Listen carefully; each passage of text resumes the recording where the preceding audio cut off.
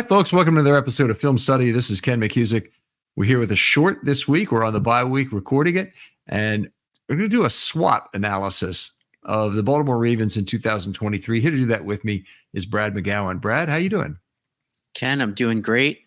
It's been an interesting year so far, but a lot of optimism in these parts. Ravens are sitting top of the AFC, so that's good news here. Always a pleasure to have you on, Brad. I think one of the things that probably people have heard of from business, but there are other people who aren't in the business world yet who haven't run into this term yet. But SWOT is strengths, weaknesses, opportunities, and threats. And so in each of these cases, we've got something for the Ravens, and Brad and I each picked something different. So we'll have a little bit to talk about here in this episode. But Brad, why don't you start us off with the Ravens' biggest strength of 2023 so far? Yeah, I think when I think of what has really gone right for the Ravens and what's borne out as a tremendous strength for them is just how investments in non-premium positions on the defense are really leading to one of the great Ravens defenses we've seen, especially recently. And, defensively, there's been a lot of things that have exceeded my expectations as far as the pass rush, as far as coverage goes, and individual performances. But, when I think about what is really making this defense go, I'm thinking about having Roquan in the middle and all the versatility that Kyle Hamilton brings on the back end, not to mention the tremendous safety play they've gotten from Stone and when Williams looks right, but really Hamilton and Roquan as being the floor raisers that allow the defense to thrive. And these other players who, might not be considered blue chip players across the league, but are really performing well above what I anticipated. And I think that's a testament to, the floor raisers they have in Roquan and Hamilton. And it's also a testament to the preparation and the scheme that Mike Macdonald is putting on the field week in and week out. Yeah, I think that's both great points, and mine is similar to yours. So I'm going to just jump right into it, and then I'll respond on Hamilton in particular. But the integration of this defense is remarkable. I mean, first of all, they make a very clear choice to basically dare the opponent to run with starting in a lot of two deep shells. They rotate out of that, they do other things, but basically when you show the other team a two deep shell, you're daring them to run, and you're telling them you're not going to be able to pass on us deep. So other teams have tried to run the ball, and they've had some success, but it's 4.5 yards per carry, which is not up to the Ravens' normal standard. They went 20 consecutive years at the start of the franchise's history without ever allowing 4 yards per carry. So allowing 4.5 is unusually high, to say the least. But this defense is very well integrated in terms of it's making a specific choice to give up more against the run, but really clamp down on the pass. One of the things we've heard, and to that end, they're at 4.18 yards per pass play allowed. That is the best in the National Football League in the last 40 years, since the strike-shortened 1982 season. There has not been as good a mark. And in fact, the best ever was the 2008 Steelers at 4.30, the best in that entire period. So they're considerably ahead of any team. The best Ravens team ever was 1999 at 4.62. Even the 2000 team was at, I think, 5.1 or 5.3. I forget which, but it was over 5 yards per pass. So they've made a conscious choice, and they've done extremely well with it. I did want to talk about Hamilton a little bit because I think he's really the key to this. Roquan also a key, by the way, but Hamilton has matured very quickly into being the best horizontal defender in the National Football League. There is nobody who works along the line of scrimmage any better than him. So you mentioned just briefly his play on the back end. I mean, he's done some things on the back end. He's a good downhill player coming into the first level, but what he's done on the front end and at nickel is so much more valuable to this team. And we could talk about a lot of specifics here, but his horizontal play, I haven't seen anybody like him. A guy can get off blocks, a guy can rush the passer, a guy can stretch the field so that runners, have a very difficult time running laterally to the line of scrimmage. And of course, what he's done against all these teams that the Ravens told him, you're not throwing deep on us, so go ahead and try your shallow passes. He's the guy who is the most important in terms of stopping wide receiver screens, stopping a lot of times running back screens. and making sure those get shut down for little or no gain. He really is incredible. And I've heard you say on some of the more recent pods that you've done, just how adept he is horizontally in this area and stopping the run. Curiously, his PFF run defense grade is 77th out of 83 qualifying safeties, which I don't understand at all. I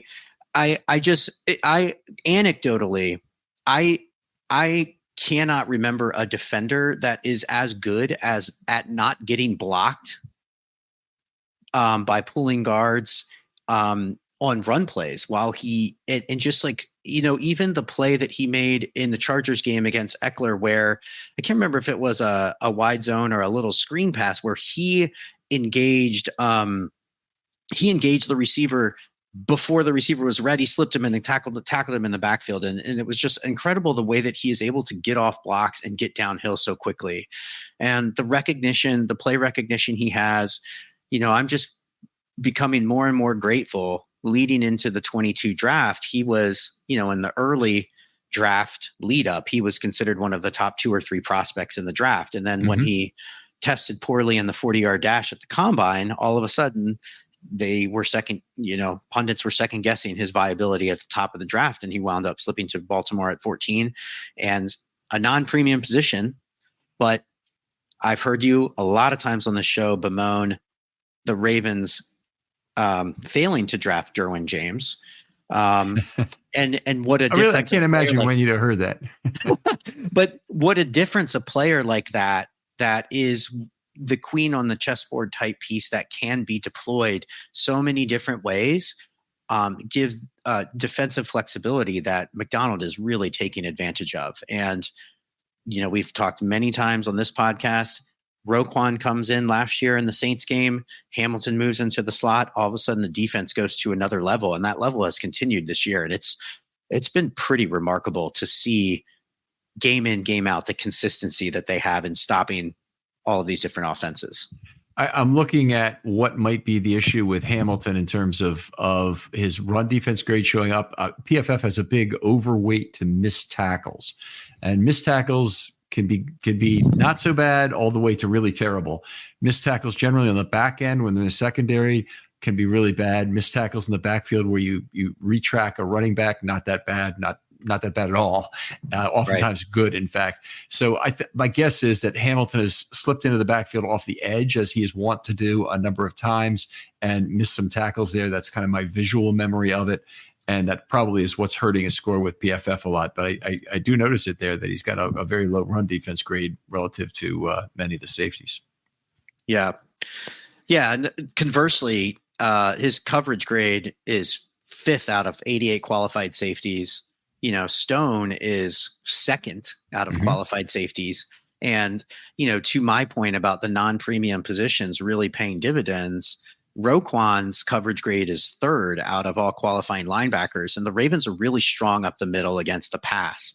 And in many of these preview podcasts that I heard you do that I participated in this summer, our biggest area of concern were defensively were corner and pass rusher. And the Ravens have, guys that they've signed literally mid-season that are performing phenomenally. And, I like to think that some of the credit goes to, those floor raisers that they have up the middle and Roquan and Hamilton and the play of the secondary, or really the cover 2 shell that you like to talk about that discourages quarterbacks from throwing deep. The other point I wanted to make in going down this path is, my recollection of the Lamar era and our defenses that we have fielded since 2018, or rather 2019, his MVP season. A lot of the struggles that we've had have been in that middle of the field, in the coverage area between level 2 and level 3. Is there a name associated with that?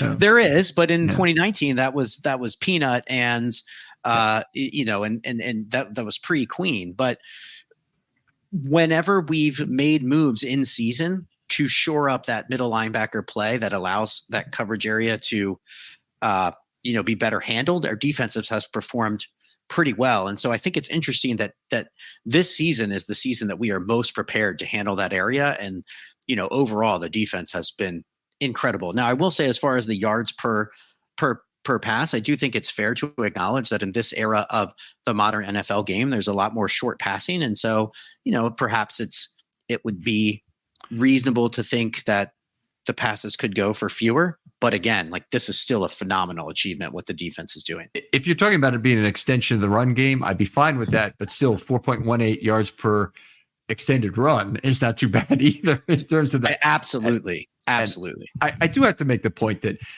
if anyone out there is hearing Brad's argument, I don't think he really means what you want him to mean in terms of you can't win with this defense in the playoffs kind of thing.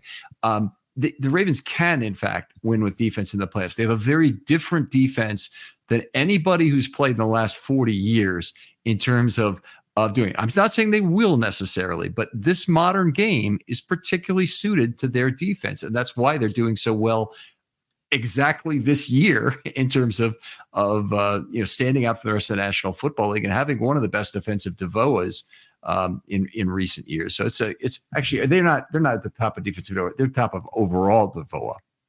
Yeah, they are at the top of overall DVOA, but defensively they are a 10th or 0.2 of a point behind the Browns, who are number 1. So they are pretty high up there.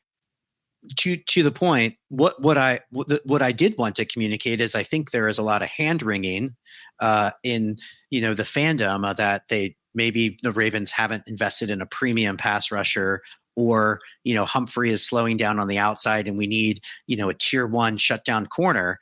And while those positions are premium, and there's a reason for that, there's a lot you can do with a Sauce Gardner on the outside.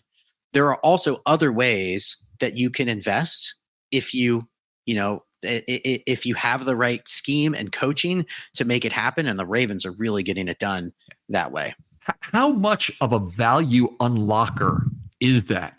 I mean, it's remarkable. Again, the Ravens can zig when everybody else is zagging. And during the Roman years, people didn't like the offense, but damn well, it was cheap as hell and unbelievably productive. So get over it. And it's the way the Ravens harvested value off of their different coaching schemes. Now they've got this basically a cover 2 shell that very much reduces the responsibilities of the cornerbacks on the team in terms of coverage. And it's paid tremendous dividends in getting value out of Darby and Stevens when their $20 million cornerback has not been available for a lot of the year.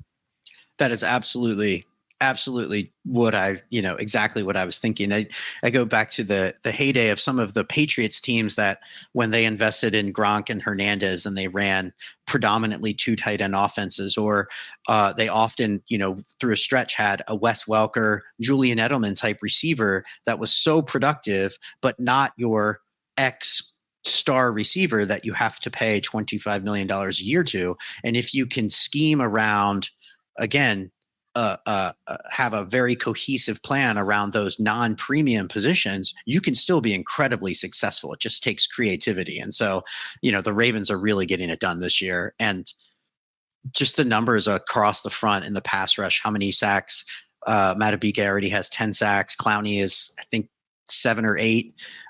They're leading the league in sacks. Who would have thought this team would have led the league in sacks? But just doesn't make any sense at all.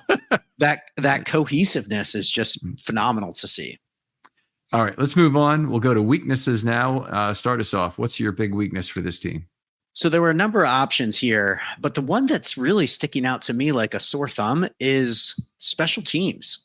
This is special teams, and just overall special teams play has really been a hallmark of the Harbaugh era Ravens. They typically are top 5 in the league in DVOA and special teams when they have good teams. And this year they're below middle of the pack. Currently their DVOA is ranked 19th. And it's really not one area specifically that seems to be giving them trouble. It's across the board.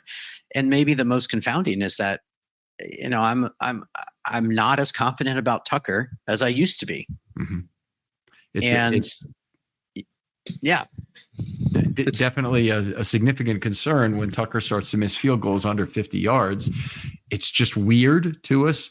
I wasn't particularly concerned early in the year because he'd had so many long attempts. When he misses from under 55, that's when I start to get worried. And even if they're blocked from under 55 and he's getting his trajectory, he's trying to keep the ball low to get the best distance he can. I'm concerned about that. But I also see they've had some problems in the A gap in trying to defend there, and people have been slipping through. I guess, in terms of how this thing is actionable, and, we would hope that these things could be corrected the rest of the season.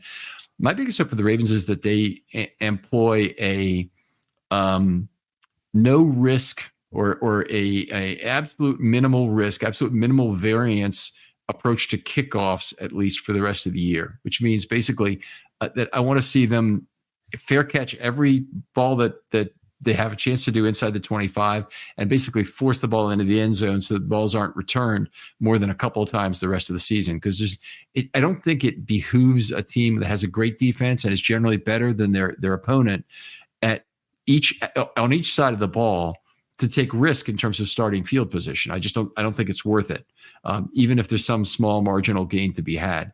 And in terms of the kicks, I guess the thing I'm most upset about was that they kicked instead of going for it on fourth down in this last game when Tucker did miss the field goal. It's just that was an outstanding opportunity to put the game away with a first down. And I didn't think the change from 3 to 6 points was good enough because of the opposing factor that Herbert was then guaranteed 4-down football for the length of the football field. I really did not like that. Yeah, and I think Harbaugh's explanation this week was that the kick, they were really rushed, and Tucker didn't have the same prep time that he had for a normal kick, and he rushed it and he pulled it. But that's why he missed the kick. Why did they try the kick? Yeah, I guess that actually gets into I don't want to have a second area of weakness, but it gets into a little bit. One of the other things we were talking about in the pre-production is some of the decision making on the coaching side has not been as consistent as what we've come to expect with the analytically minded, go for it on fourth down front office approach that they've had the last handful of years. It seems that, to your point, in that scenario, they would have been better served to go for it on fourth down. But it doesn't seem that they are consistently making the same kinds of go, don't go decisions game in and game out. And so I don't know if that leads, I'm just speculating that perhaps that creates a little bit of uncertainty in whether we're going to kick or go for it. That could lead to, who knows? It is some curious decision-making. I will simply say that don't understand. I think it's too deep a rabbit hole for us to go down on the show, but it may be an interesting other short to try and figure out that or to discuss it anyway would be, does the fact that they're sometimes going on 4th and 1, but not always going on 4th and 1, does that, put the kicking game in a little bit more difficulty? I personally think that's kind of a stretch, but the decision to not go on 4th and 1 there, I really, really did not like. I really think you have to be very careful always about not putting the opposing quarterback into a 100-yard 4-down football situation. You want them to force them to play 3-down football for half the field, and it worked out. They stopped them on 4th and 6. They got off the field on 4 downs, but it just didn't. It to me wouldn't be the way I'd have approached the problem. Yeah, that makes total sense. I guess the one caveat I will say is in regards to them not going for it now this year as much as they have in the past, the defense has been just really consistently suffocating. So, and they are leading these games, so maybe they think it's not worth the risk some of the time. But anyway, I'll give you another alternative is the better team should take less 4th down risk. They should have fewer times where they're willing to heap the results of a game into a single play as opposed to winning over many plays. Anyway, people have heard me say that so many times, they probably know it by heart by now. I'll go with my weakness next, which is the inability to get Jackson ample time and space has been really bothersome. And a lot of the things that we might talk about in terms of fixing the pass game, replacing Mark Andrews, blah, blah, blah, blah, blah, they're predicated on getting better ample time and space for Jackson. This last week, Jackson didn't have a great ample time and space game. I think it was about 6.9 or 7 yards per throw when he had it. but he only got it 6 times out of 34.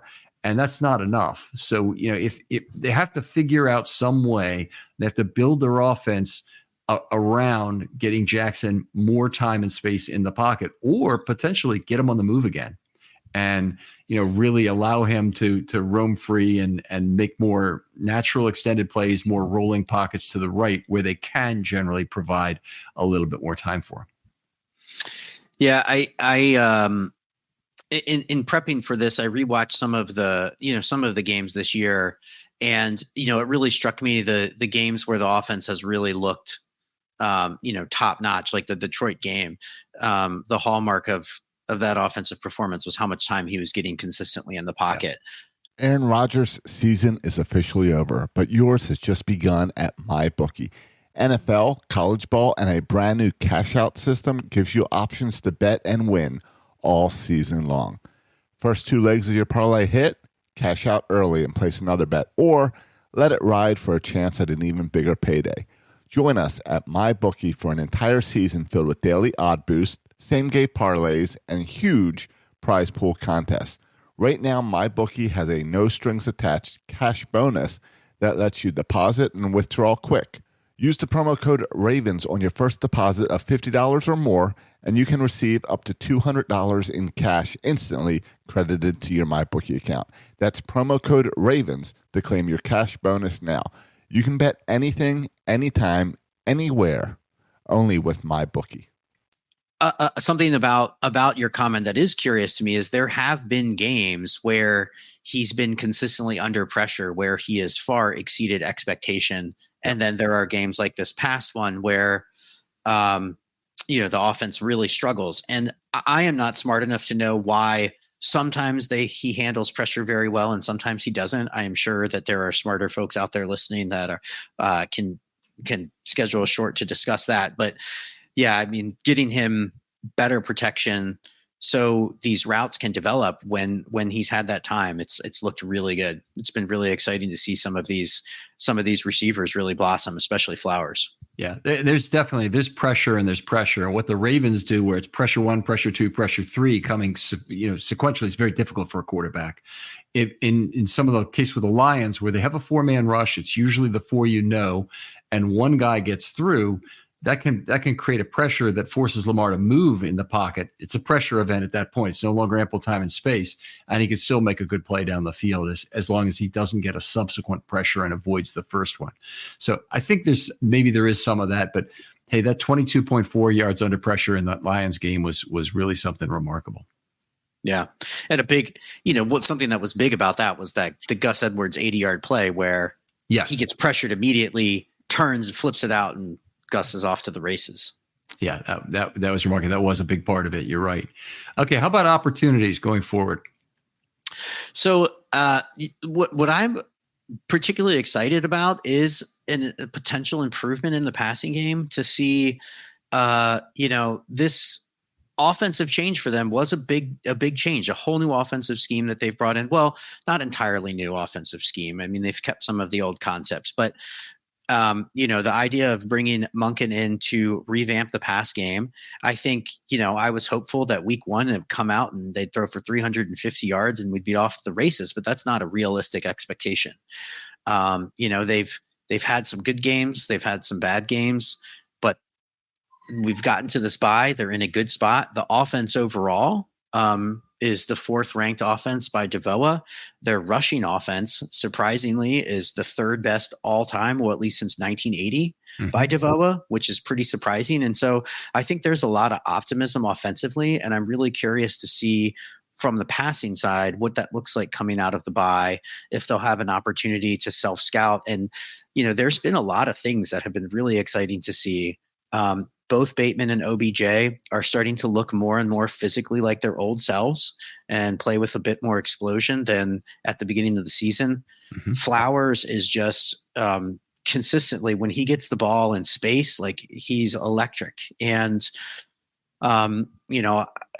many of the best offenses across the league really force feed the ball to a couple of guys, and Baltimore, outside of Andrews, hasn't really had a person to do that. I would love to see the potential of them doing that with Flowers coming out of the break. potentially. But I mean, I guess looking at the numbers, they have really given him a lot of targets, but but he's produced, and it's been really exciting to see. And so I thought likely when he got the ball in the game on Sunday against the Chargers, he looked really good running after the catch.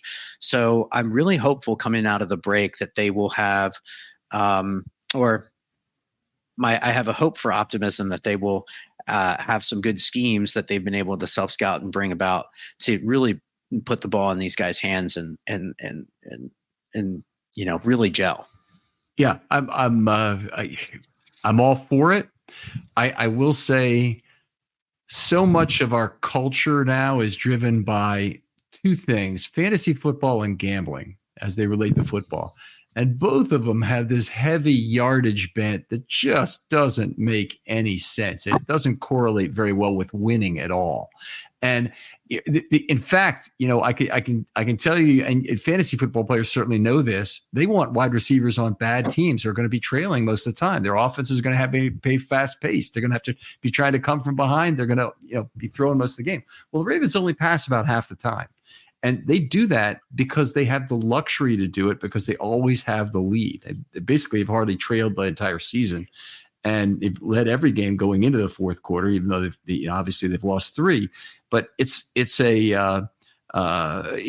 not something that's going to go away if this team is good. If this team is good, they'll be good because they hold the lead and they're not going to pass much. And I think it's a nature of the defense that the Ravens have that you're never going to be satisfied with the offensive totals, particularly yardage wise, but also target wise for guys you really are betting on in terms of receivers for this team. So if you had the yardage over on Odell Beckham, according to the Ravens fans' yardage over, which was probably 800 or something. Sure, it wasn't. It wasn't 580 like it was on a lot of betting lines.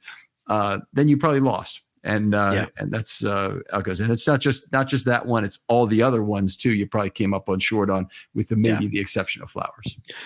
Yeah, let me refine my potential upside going forward to say that it's not so much about the raw numbers on the passing offense, but about cleaning up some of the sloppiness. Lamar has had more than his share of fumbles, I would say, and then the missed deep shots.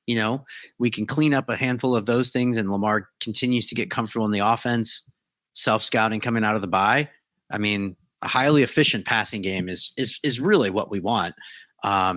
And they've shown that at times this year, and it'd be great to see that even blossom. I think Lamar fed into the narrative this spring when he said he thinks he would love to throw for 6,000 yards. So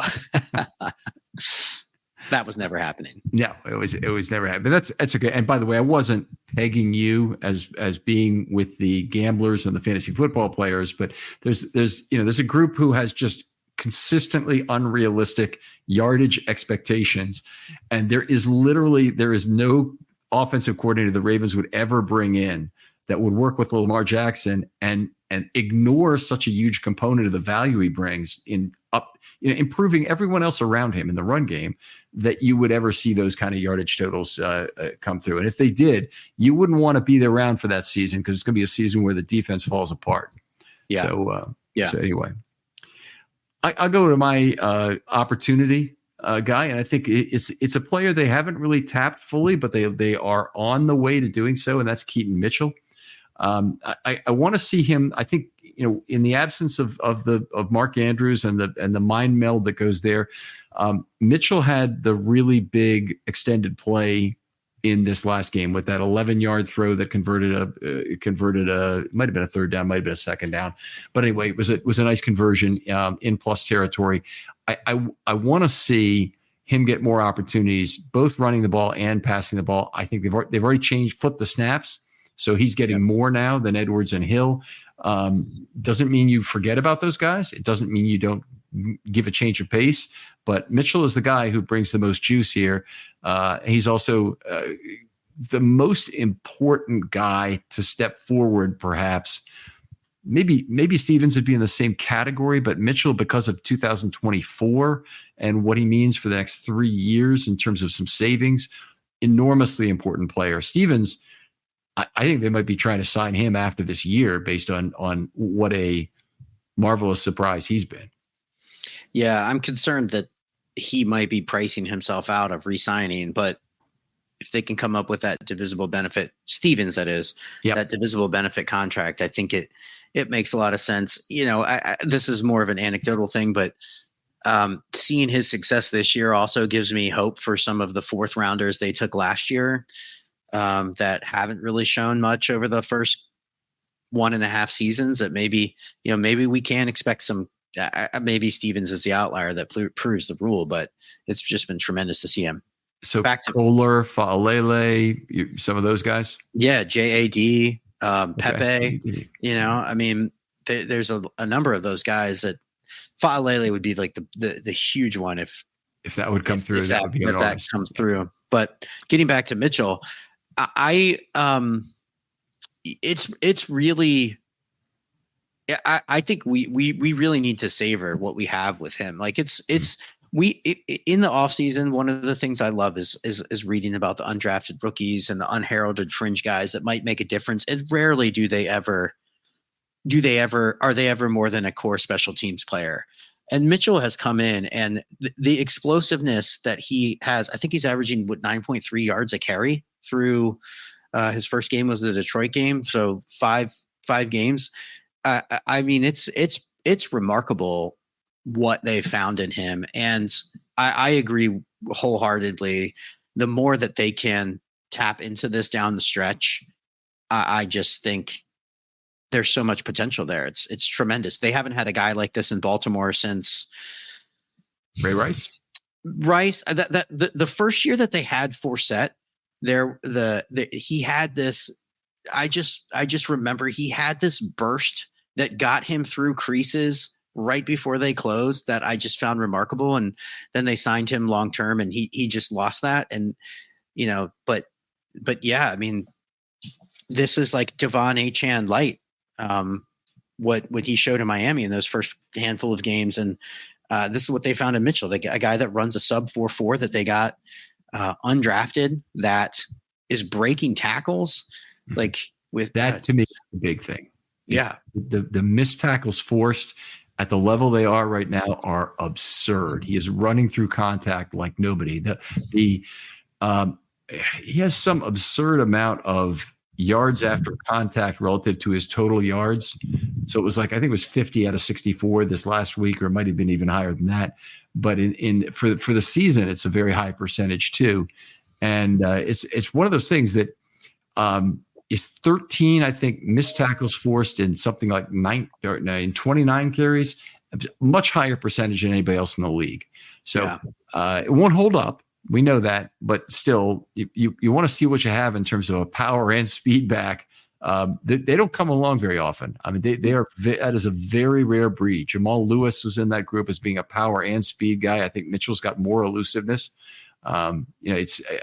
He probably.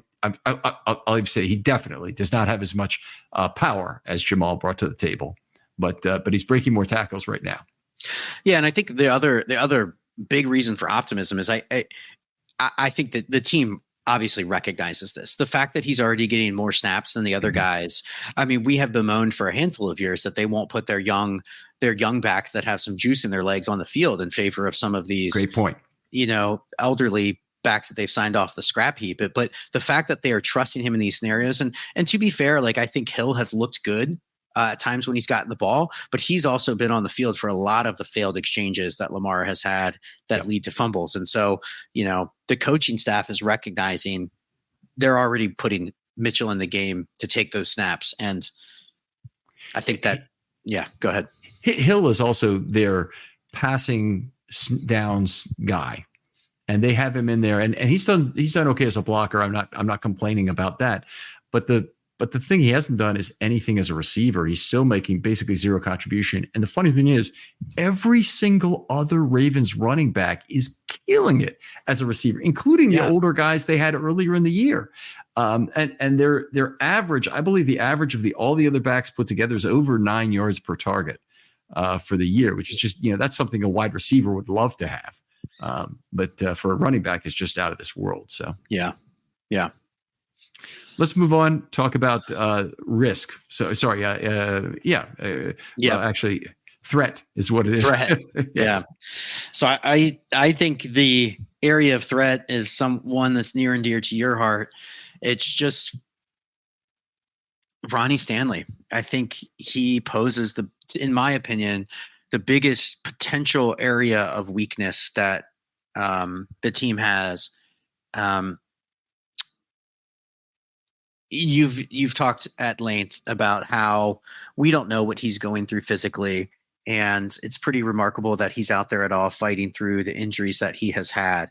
And we don't know the pain that he's going through, but we really don't have anyone else. I think you mentioned on the offensive review podcast this past week that McCary has actually graded out better as a tackle this year than Stanley has, which, McCary, God bless him. We are grateful for the versatility that he provides and that he is there, but, we're hoping for a little bit more. And the weakness that you articulated with the ample time and space, a lot of that is directly related to Stanley's inability to hold up on the left edge. And, at the beginning of the season, Zeitler wasn't playing too well and has really worked himself into shape. And I would love for Stanley to have the same opportunity as Zeitler had. I mean, he unfortunately got his knee rolled up in that first game, battled back, was out on the field. Then he got banged up again in the Cleveland game. And so he's really not had that series of games where he can really work into game shape. And do we need that down the stretch. But my concern is that there's a lot more risk associated with, him being able to sustain than there is upside. Yeah, I agree. And mine is very tightly connected. So I'll just jump right into it, is that the Ravens cannot afford to lose this magnificent chance for a deep playoff run right now. And that's true regardless of where they have to play. If they have to play on the road, it could be fine. If they have to play at home, it could be wonderful for us fans to get to go to the game. But even if they have to go to Kansas City, even if they end up getting a 3 or 4 seed and they have to end up going to Jacksonville or some other place that they obviously prefer not to in the, I guess it would be the second game, probably. Even if they failed to win the division, I mean, this is a team that has the deep playoff run written all over them. But the thing that would derail it instantly is an injury to Jackson, and we've already seen that happen with Watson and Burrow in the division. We've seen it happen with the Jets and Aaron Rodgers if they were really going to go anywhere anyway. But that's a team that certainly had hopes in terms of being there. And he could be hurt in 2 ways.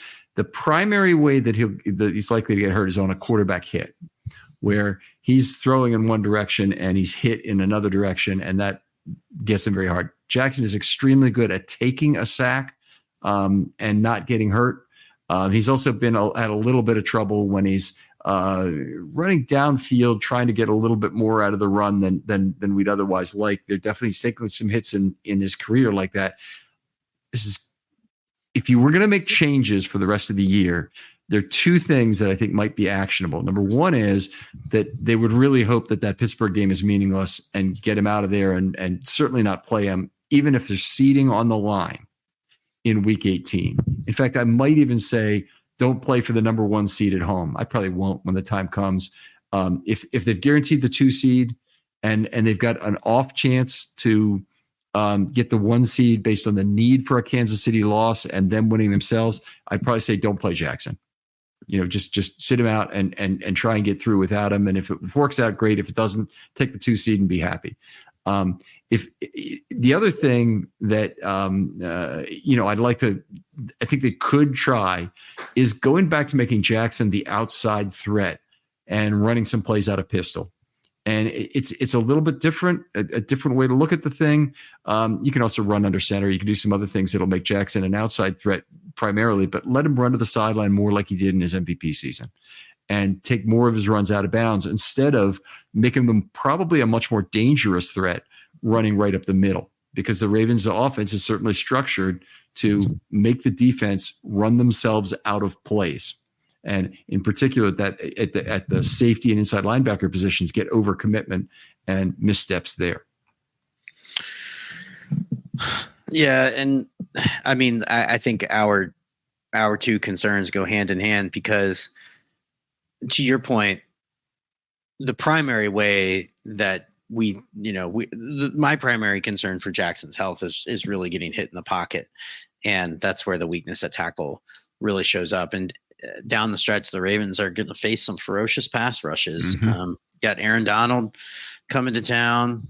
The guys in Jacksonville are no pushovers. San Francisco, I just get terrified thinking about having to face Nick Bosa. And then Pittsburgh in week 18, TJ Watt's killer. I wish every year I'm just reminded so much of our team's ability to have success in the season and into the playoffs is injury related. And it really is. Sucks, but it's the nature of the game, and we love the physicality, but got to keep Lamar healthy. Yeah. So whatever they have to do scheme wise, even if it means reducing the efficiency of the offense, I'm all for it in terms of keeping Lamar healthy. I would like to think that the Lamar's rushing could be something that we save for the playoffs, similar to, in the NBA, like really going hard at the rim and just trying to just draw fouls. Maybe it's not what you do during the regular season, but in the playoffs, like that's something you keep in your back pocket. And, let's rely on Gus and Keaton and those guys to carry the load down the stretch. Get in the playoffs. Yeah. Outstanding show, Brad. I really appreciate you coming on and talking about this with us. Tell folks where they can talk football with you online. Sure. I'm on Twitter, or X as they call it these days, MC Bradley. McBradley. There you go. Other folks out there, if you'd like to be on a short just like Brad and you are passionate about a topic just like Brad, hit me up. DMs are always open on Twitter. I want to hear from you, and this is a great week to create content. Have a fair number of these scheduled and would like to have more. So hit me up. I'll get back to you very quickly. Brad, thanks again for coming on. Thanks, Ken. And we'll talk to you next time on Film Study.